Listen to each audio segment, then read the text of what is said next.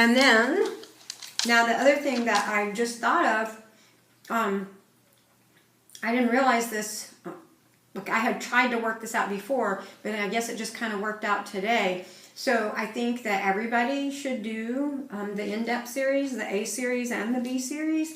You can modify postures just like you can modify in primary series, and you can modify in intermediate or second series. But where those two go together, like I talked about it, and I don't even know like where that information really came from. It just kind of came about. So if you don't do leg behind the head, after that that lock is unlocked, right? We do the Prasarita Padottanasana, and you unlock. And the thing that I figured out is then the one that comes after, this one, where you're folded this way, your hands, that's your heart. So you're unlocking your heart. That's what that's about. So you always do those, no matter which. But then when I said that the Rapri Suktam, when you're doing in-depth, that you do Vishwamitrasana and Vashisthasana. So if you can do those, and then when somebody that can do leg behind the head goes to do that whole leg behind the head, Nyasam, that purification, you would just do Utkatasana and Virabhadrasanas.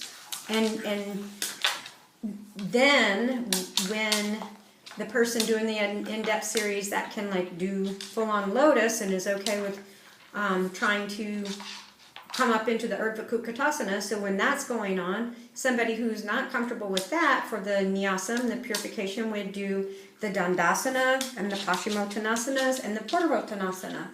And then once you start into the arm balances, everybody does those. The vinyasas for those are the hardest part, so maybe don't start with trying to do them from standing on your head. Work on them, getting into those postures in different ways. And really that's true for all the way through the B series. So if Viparita Dandasana, going from headstand, dropping your legs like sort of into Vrishikasana and then down onto the floor for Viparita Dandasana, if that doesn't sound like a good idea to you, you can push up into that back bend from the floor. I have socks on and my dogs are going crazy. I don't think I can show it. Move. But you just would push up into it from the floor, right? Instead of dropping them on your head. I gotta take them out. They're ready to go out. And even like Raja Kapottasana, if your hips are the problem, then you just work on this part of Kapottasana. You don't worry about this next part of bending your leg up and back bending that way. Maybe you just sit like this, Kapottasana, and then maybe you do this bind to work on stretching your shoulder out. So there are modifications for all of those A-series postures, other than that Nyasam where you have your leg behind your head and you're moving into all those positions.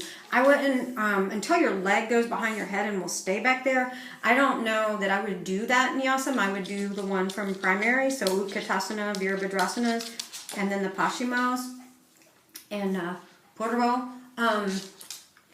because I was messing around with that, like trying to show modification, some way of kind of having your leg halfway behind your head and doing all those postures, and I hurt my back.